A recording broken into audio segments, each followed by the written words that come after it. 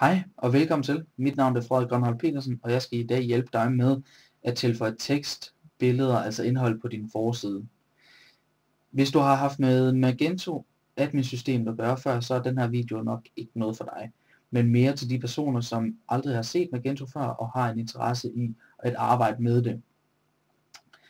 Vi kan se på vores forside, at der står homepage. Det vil vi gerne ændre til forside, eller jo, vi vil gerne ændre det til forside, altså overskriften forside, og så vil vi gerne skrive lidt fin tekst under med. Vi logger derfor ind på vores Magento admin panel, eller admin system, og oppe i baren her, menuen, der kan du se noget, der hedder CMS. Under det er der noget, der hedder sider, eller pages, hvis du har det på engelsk. Vi prøver at gå derind.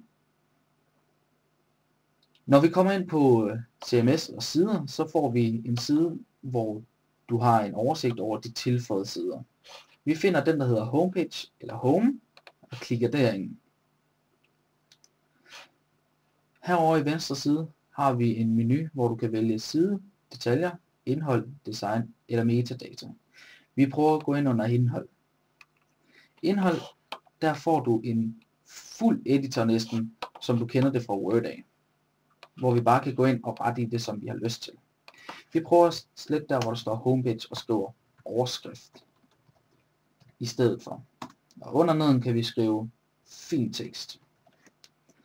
Hvis du er mere til HTML-koder, har du også mulighed for det ved at trykke Show/Hide Editor, og her får du så HTML-koderne. Det gider vi ikke arbejde med lige i øjeblikket. Vi trykker videre på Design. Vi kan i øjeblikket se, at den er indstillet til 2 kolonner med højre bjælke, som vi kan se 1 kolonne og 2 kolonner. Altså det her, det er 1 kolonne, der hvor der står homepage og ned, og herovre i højre side kan vi se, der står indkøbskurs, sammenligne produkter osv. osv. Det er nummer 2 kolonne. Vi vil gerne ændre det til 3 kolonner, så der kommer 3 kolonner. Vi kan gå videre under metadata og vælge de søgemaskine optimerede ord. Her der skriver vi blot 1, 2, 3, 1, 2, 3. Vi er nu færdige med at ændre vores side og trykker gem side.